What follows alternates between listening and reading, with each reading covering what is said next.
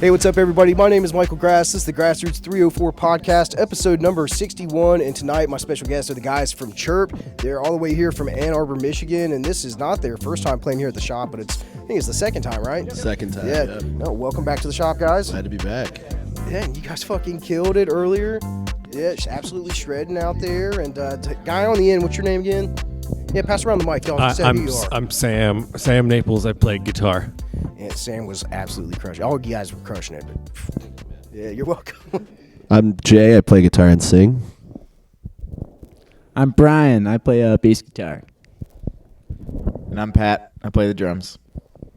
Yeah, well, thanks, guys, for introducing yourselves. I should write your names down, but I didn't real quick. But it'll be okay. So, yeah. Sorry, here, Pat. See, I'm bad. We shouldn't have smoked earlier. That's a problem. Yeah, y'all got me blazed. So fuck. Thanks for being on the show, there, guys. I appreciate it. So the band name Chirp, what's that about? What's the meaning behind that? To be honest, there's not a super significant story behind it. We were kind of like our first rehearsal back in 2015. We were sitting around smoking a joint, and we knew we wanted something like short and sweet and easy to spell, easy for people to go home and remember. And our drummer at the time kind of just started blurting out animal noises, like one-syllable animal noises. And as soon as he said chirp, it just kind of stuck. So over the years, we've like filled in meanings after the fact. Like my favorite is chirp as like a hockey term is like talking shit, and like I feel like all of us like to talk a little shit. So. That's my musically. Okay. Yeah. Okay. Do y'all have like a name for your fans or like your followers, like chirpers or like I don't know. Some people have suggested chirpies, which we've rejected for obvious reasons. But I don't know that any names have really stuck. Like we have like a fan group on Facebook that's called The Nest, but like specific names for our fans. Some people have said chirpettes for like female fans, I guess, but I don't know. Did you have something, Sam? No, yeah, just The Nest was the name of the group on socials, but yeah. Right, yeah. So like Taylor Swift, her fans are Swifties, and like Jimmy Buffett, his fans are Parrot Heads. So it's like you got to have something for your fans, right? Yeah. Yeah. We'll just call ours Parrot Heads too. We'll just steal that. What's up, Parrot Heads? Roll with it. Hey, actually, I kind of like that. Yeah, maybe put a Z on the end because still there's like parrot's still a bird, and a chirp is what a bird says, right? Yeah. True. Very true. I dig it. Yeah. So you guys, Chirp, it's the. Here, I've got a tongue twister here. Your music blends progressive funk, rock, and jazz fusion. So was this genre mashup like a strategic plan, or did you just like throw all these in a hat and pick one out? Or pick out a couple, I should say.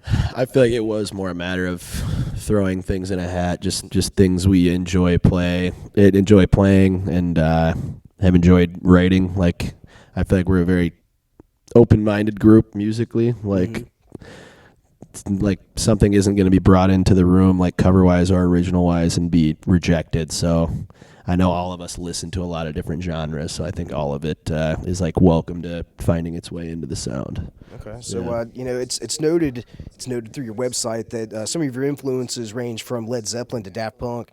If those two bands had a musical love child, would that sound like Chirp, or would that be something completely different? Ooh, whoa! I'm trying to think. It's kind of accurate, honestly. I mean. Well, I'm just trying to think about that right now. Daft Punk, Led Zeppelin. It's an interesting combo. It is such an interesting combo. Yeah. I mean, man, I could definitely see aspects of those two things making something Chirp-esque. Chirp-esque. Yeah. Who are some of your other influences? We all like Steely Dan. Yeah, I like Steely Dan. Snarky Puppy. Yeah, nice. Vulfpeck for sure. Vulfpeck, yeah. Nate Smith, Ghost Note. Yeah. Never heard of Nate Smith or Ghost Nut. Is that what you said? Ghost Note is sick. Note, oh my gosh. Okay. Nate Smith is incredible drummer, and then Ghost Note's like just one of the dopest funk bands ever ever. So yeah. Ghost Nut. Mm-hmm. Note. Yeah, I keep on saying Ghost Nut. Ghost Nut. Yeah. Yeah, ghost nut. It sounds like something dirty though. Like got a ghost nut on my jeans. Yep. You don't want to be hearing those the black lights of the ghost It might nut. stand out over here. Hey, what do y'all think about this room? I like it. I love the Marlin. Yeah, I like. I dig the black lights. yeah, it's Me too. the couches are comfortable, aren't they? Almost asleep earlier when you guys were picking up food. It's great. Yeah, It's nice to have a dark room to chill in as like the green rooms. right. Inevitably, like a lot of times you're gonna show up at the venue super tired, especially if you're like well into a run or a tour or what have you. So to have like a dark room to just take it extra easy is a really nice thing to have. Somewhere to just kind of like relax and zen out before the show starts. And if you guys have any like pre-show jitters? Like yeah, no, yeah. Okay. I have them. Yeah. Nothing that a little, breathing and stretching, getting into the zone doesn't take care of. But yeah, I don't know, just getting prepared to like release that much energy. Right. Can be intense before it happens. Do you think the amount of energy that you're putting out that you're actually receiving back from the crowd? 100%. Yeah? Yeah, Okay. absolutely. You definitely feel like kind of a weird kind of an antenna of sorts where you kind of like receiving the energy that is coming from the listeners and putting it back out in some sort of feedback loop. Okay. A lot of musicians, they talk about that, the energy that they pull from the crowd and from the people, and I guess maybe sometimes if there isn't necessarily a big crowd, you might not get that same feeling sort of thing on a night. But I've heard other people say that they enjoy playing to, small bars or things where sometimes there's not a lot of people because they can really put it all out there and it's just, I don't know, like more meaningful or, I don't know, there's something to it. You kind of connect with the more individuals when it's an intimate concert where you can like see each person's face and kind of connect with them a little bit deeper. Yeah. You ever find yourself like locking eyes with somebody in the crowd while you're playing and like they look at you funny or maybe like a girl flashes you or something? Dylan Wood, where you at, bud? Yeah, definitely. I mean, a lot of homies I'll like lock eyes with, and then I just can't help but start cracking up. It can be like pretty funny, but then sometimes there is that stranger who's just giving you some wild eyes that can throw you off a little bit too. But sometimes it can lock you in. Sometimes you're like, oh, this person's fucking getting down. Like having a good locks you time. into it. Yeah.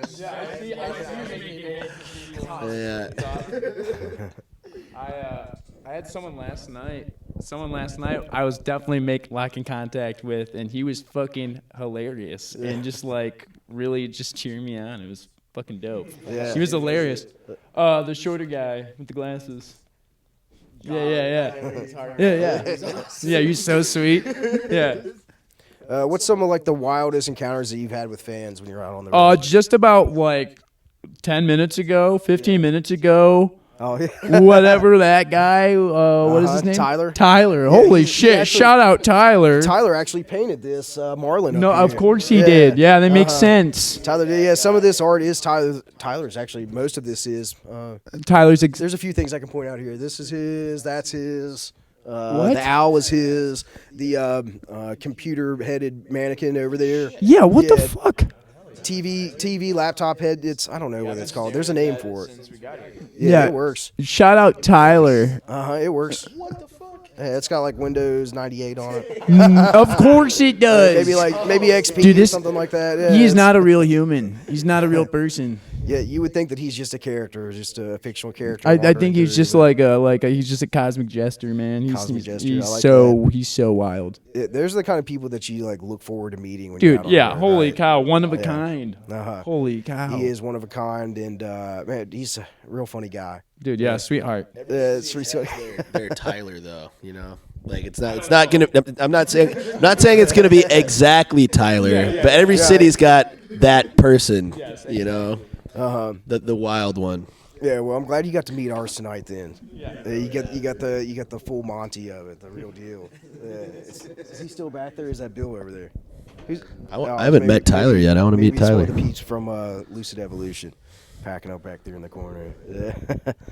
All right. Let's see. In your creative process, is there like a particular ritual that you all follow? Like maybe like a group hug or like a sacred chant or like high fives or something before the show? We don't do anything of the sort, but it might be. I've always like pondered doing something like that. I think it'd be cool to find something. I just don't think we've stumbled upon it yet. I feel like that is the kind of thing you almost want to let like find you organically, but I'm open to it. Yeah. The closest thing we have is just when we get downtime right before the show, like just deciding what songs we're gonna play as a group. Right. That's kind of when I sat here earlier and you all were putting your set list together. Yep. Okay. And I guess again, a question for the set list. Obviously, you all switch it up nightly, and then you come up with it right on the spot. Is there ever times that you're like, okay, I'm playing in this city one night, we'll just wing it and play the same set list the next night, or do you constantly switch it up and make things different? We pretty much write a different set list for every show. Mm-hmm. I would say 90% of the time we write it within like 30 to 40 minutes of show start. But if it's like a bigger show or a holiday show or something like that, I'll try and get a set list out like 4 or 5 days ahead of time so we can all be prepared, especially if like we're not going to have time to meet up and rehearse and things like that. But for the most part, I think we all like to like show up to the venue, get the vibe of like the city a little bit, the vibe of the venue itself, and see what kind of vibe we're on as well, right. And then kind of write the set list based off of like all those factors. Gauging the area. Yeah, 100%. Gauging the crowd, gauging the venue. Yeah. Right. Okay, I can feel that. You guys were jamming earlier, and it's like really, really blowing it off. And I was interviewing them. I was like, I gotta get out there and see them. And yeah, I was so happy too because it's like, man, you all were fucking killing it. I'm not just like blowing smoke up your ass or anything. It's like you all really getting down. So I hope that next time that whenever you play, that we have like a really solid crowd here too, because like y'all deserve it. Thank you, man. Yeah, you're appreciate welcome. that. Yeah. So and everybody was hooting and hollering back there too. It was awesome. Hell yeah. That was a fun crowd. Yeah. Small but mighty. Right. Yeah.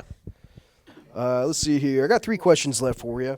We'll wrap things up in a minute. Your music has been said to transport audiences into another world. If you could actually take your fans to any fictional universe during a concert, where would Chirp's magical mystery tour land? Ooh, I don't know. I'm thinking like... Ooh, man, like the Shire would be sweet. The Shire. Because what's the Shire? The Shire, here I'm gonna say the Shire. I'm gonna give this one to Sam. Talk about the Shire. No, literally, that's what before you said it. Yeah, Middle Earth, the Shire. Yeah, it's just it's a nice world that's in balance with nature, and you have a dope, simple life in the woods, in the meadows, drinking ale and smoking pipe weed, and making music. Yes. That sounds like a beautiful mystical place that everyone can just live in harmony together. It's so great. Second breakfast too. Like a breakfast. Yeah. What kind of breakfast? Ooh, I love breakfast. I love breakfast. Yeah, they like their potatoes. How about like restaurant though? Like a restaurant breakfast? Are we talking like an IHOP breakfast or like a Waffle House breakfast? Ooh, I'm talking. Facts. Yeah. Yeah. Oh, that sucks. Yeah, you gotta go to Ohio, don't you? Yeah. Yeah, right. Yeah. So we don't have. Actually, we've got one about 40 minutes away from here. So it's unfortunate we don't have any in the capital city. Somebody needs to make that happen. But you have tutored. Yeah. The Coney Islands. Oh, tell me about the Coney Islands. It's like a standard diner. You got your omelets, your breakfast food, but then also your like hot dogs, Coney dogs, and then always a little bit of Greek food on the menu. Okay, I dig that. Yeah. I love Greek food. I love hot dogs. I love diner food. What do you guys put on your hot dogs? Me, honestly, I like just mustard, maybe a little bit of relish, maybe some peppers, tomatoes. I like a nice Chicago dog, really. Tomatoes, okay. I've never had a Chicago dog before. Chicago dogs are where it's at. I'm not anti-ketchup like a lot of Chicagoans, but it's not my first condiment choice per se. You you don't look like a kid either. So. Yeah, there's Tyler.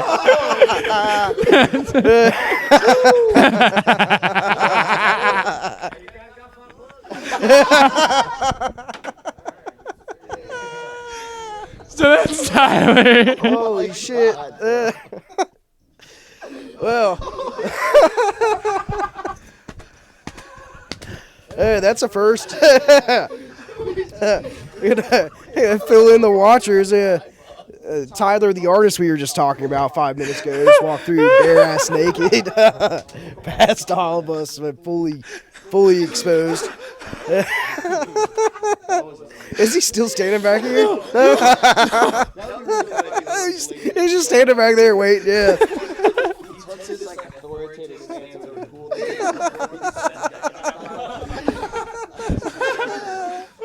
Holy shit, bro.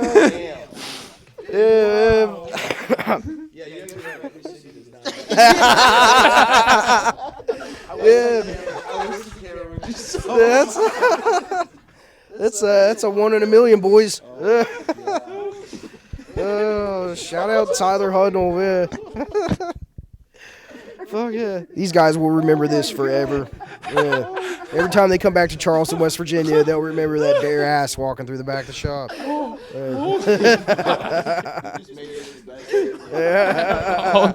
Of all time. Oh shit. I ate mushrooms before this too. I feel like I'm throwing up laughter.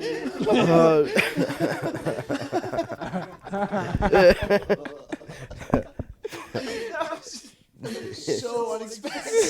Okay. Is Tyler on the staff here, or is Tyler's? He's a helper. We can call him a volunteer. Ah, man. He keeps the morale up. Yeah. We onlygirth.com, y'all. Yeah, that was our sponsor for the last episode that we did, actually. Yeah, Lucid Evolution. I got these tears off my face. That was amazing. Wow, well, it's hard to top that one. I don't know how you do. Yeah, so in your downtime, when you're not fucking playing shows and fucking hanging out backstage and doing podcasts, you guys like what do you do in your downtime? Like you fucking you just hang out, you have some smoke sessions, you all get naked together and walk around and fuck. Like how you all decompress when you're not on the road? Yeah, I like to go to shows as much as possible back home. I like me some disc golf, like ultimate frisbee. Been doing some hiking lately. Talking about disc golf earlier with Lucid Evolution. Nice. Yeah, and some of them guys, they play disc golf and are no good, just like me. Badass. Yeah. I feel like West Virginia probably has some dope courses. Yeah, we've got some courses. We got a couple here locally, too. They're like 10, 15 minutes away. So. Nice. Yeah. Very cool. And next time y'all get into town early, we'll meet up and we'll play some disc golf. That sounds Smoke good. some dubs. I would love to. Yeah, it'd be cool. Yeah, what else you guys get into? I don't know. I like to decompress by like playing video games or computer games. Yeah, what kind of games you into? I like Pokemon. It's okay. a nice, simple, like repetitive thing that you can just kind of get into a pocket with. I like Zelda. Okay. Did you play Pokemon Go? I've never played Pokemon Go. I've like kind of observed other people play it, but yeah I've always been. Oh, he's back. He's wearing clothes now. There was a there's recently a story about Pokemon Go that came out in the news, how the app developers were harvesting people's data and using that to train AI with like like roads or certain areas, so they could have footage of certain areas that they didn't have accessible, maybe through Yeah. like a Google, what was it, Google Maps when they drive the car around. Yeah, so they were harvesting people's data and using their photos and their videos when they were out looking for Pokemon in certain areas. Yeah, and then using that to develop their AI for some other sort of. It's like selling that to another company. Yeah, you'll have to look into that. Right. That is wild. Yeah. Always be skeptical of apps that you're using that are free. Right. Yeah, because they're definitely selling your data. They're taking something from you no matter what. I like cactuses. Cactuses. Yeah, I grow cactus. Like peyote cactuses. Yeah. Or just like Yeah, okay. I grow those, and I grow a lot of columnar cacti, a lot of like Trichocereus, pachnoi, Burgessii, and Turkeshi. They're really cool. Okay, I've never heard of any of those before. Those are like the tall columnar, like San Pedros. Uh-huh. But there's a bunch of other ones too that are like also that contain active alkaloids. Okay. But yeah, I grow a ton of those and a bunch of other like just like non-psychedelic cactus too, really pretty ones, rare plants. So it's easy for you to propagate a cactus and get it to grow? Yeah. I use like light seed juice for like growing weed. Mm-hmm. You know, they take that right now. But like they can do a lot of the ones that I have, like so the columnar cactus are like from like South America, so they can actually take they come from like the mountains of South America, so they can take like higher humidity, so I can put them outside. Okay. Some of the ones I have like a lot of my peyotes, lafafras, I keep those inside just because I can, and I just know they're gonna be safer. Right. Yeah. Think how they hold up to your climate in Michigan? So some have been tricky. I have to keep a dehu in the room, but they're it's been fun like figuring out how to keep them alive. I'm having a lot of success. The only thing I can't keep is astrophyte and mysterious, those little stinkers. And what's special about those? And what's so hard about growing those? So I don't know why they're so hard. They grow right next to peyote. Uh-huh. They have a really similar structure. They just don't like me. I'm like very good with peyote. I'm very Yeah. good with every other cactus. My niece grows one. Uh-huh. Perfectly fine. Yeah. But for some other reason, I kill every single one I have. And a lot of the ones I bought are not cheap. Interesting. Stinkers. Yeah, I saw this video on Instagram a couple weeks ago, and somebody had cut it was like a tall cactus, and they'd cut the top of it, and then grafted a piece of peyote to the top Yep. of it. I guess in order to make the peyote go quicker. Yeah, Is that what it absolutely. is? Yeah, you graft it there. You graft it to like excel the rate because now the peyote's gonna be growing at the same rate as a columnar cactus. Mm-hmm. You graft like the scion, the peyote onto the scion, which is like the little middle part, little stem part that you see if you cut it. You make sure those are connected. You put pressure on there. You pray and hope it's sanitized, and then then they'll graft, they'll join. It's super Let cool. nature do its work, right? Yeah, absolutely. And then, but like, so the growth rate of the peyote is now getting the growth rate of the San Pedro, which grows super fast. They'll grow within like, depending on if it's San Pedro, it can grow like, like a foot a year. Well, no, it can grow like 2 to 3 feet a year, like in like the right, like, climate. Mm-hmm. Yep. It's interesting. It goes pretty quickly too. Yeah. 2 to 3 feet. Yeah, that's why you should harvest that if you're going to be doing medicine. If you're doing mescaline, you should be using San Pedro or Burgessii, because we've been crossbreeding those that have higher alkaloids, and then no white people should be eating peyote, in my opinion. Uh-huh. Yeah, They're endangered. It's psychedelic can be dangerous sometimes, I suppose. Yeah. I don't know. I'm trying to think. I think my brother did peyote, but maybe it's mescaline. Yeah, mescaline and peyote are. I mean,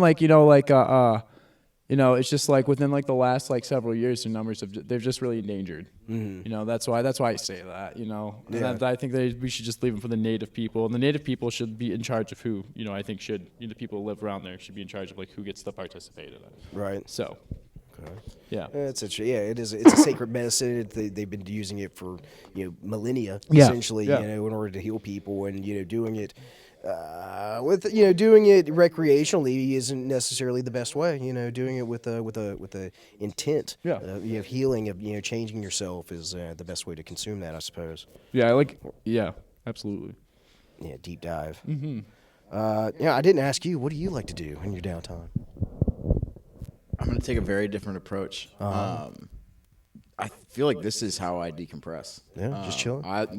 Playing shows. Yeah. When I'm not playing, I'm going to a show. Mm-hmm. I have a day job. Most of my free time is spent playing music. It's my favorite thing to do in the world. Okay, that's your escape then. Yeah. Okay, I dig that. Every once in a while, people will say that too, and yeah, I respect that because you might have your 9 to 5, your daily job that's a grind, and it's like getting out and doing something you really love and enjoy. Like that's really what it's all about. But guys, I want to wrap it up. I got one more question here for you. Finally, what's next for Chirp? You got a new album coming up. You got a tour coming up for this year. Perhaps maybe groundbreaking a new genre.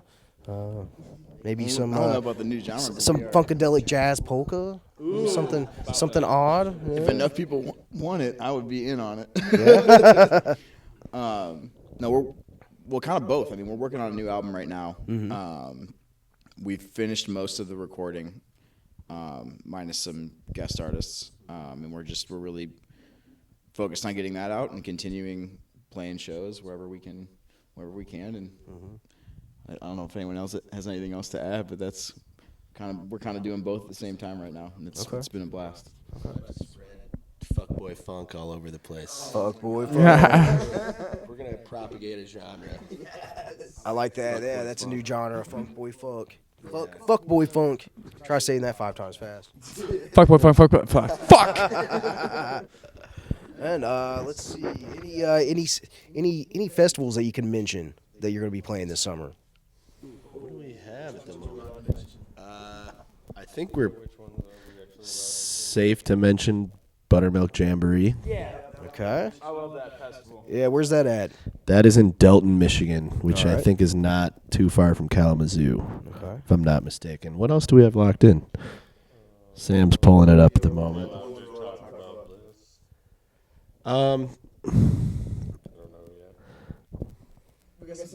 Yeah, Yeah, we got some solid big things Michigan happening in ones. 2025. Right? Yeah. Okay. Hopefully some Yeah, other guys. Midwest ones trickle in, but we'll usually summer hits and it's like a festival at least every other weekend because Michigan has a ton of them. Right, Oh, stays busy. yeah, for sure. Yeah, y'all ever make it out west any? We've gone to Colorado.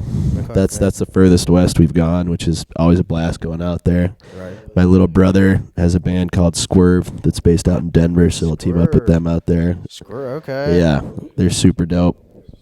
But yeah, we're trying to push as far west as possible. It'd be sweet to do like Arizona, New Mexico, Cali, Oregon, things like that. Yeah, get something lined up and try to get a fan base going out there too. Exactly. Yeah. Try those markets. Yep. I think we all love going out there on a personal level, and there's like a ton of good music and venues. Just the thing that makes it difficult is just the amount of distance between stops makes it like a little more costly than touring on the East Coast. But that being said, we want to go west as much as possible because it's a fucking blast getting out there. Yeah, I bet it would be. It's a whole different crowd, and you might find another Tyler out there that'd be as crazy as this one. Yeah. Some Mountain Tylers. Mountain Tyler. This is the Mountain Tyler. Yeah, this is Mountain Tyler. Yeah, you'll find the country western Tyler out there, run through Yeah, cowboy yeah. boots on, bare ass naked. Yeah. That was amazing. Yeah, that's wild. That's one to top the books here. Yeah. Even better than maybe Afro Man being here.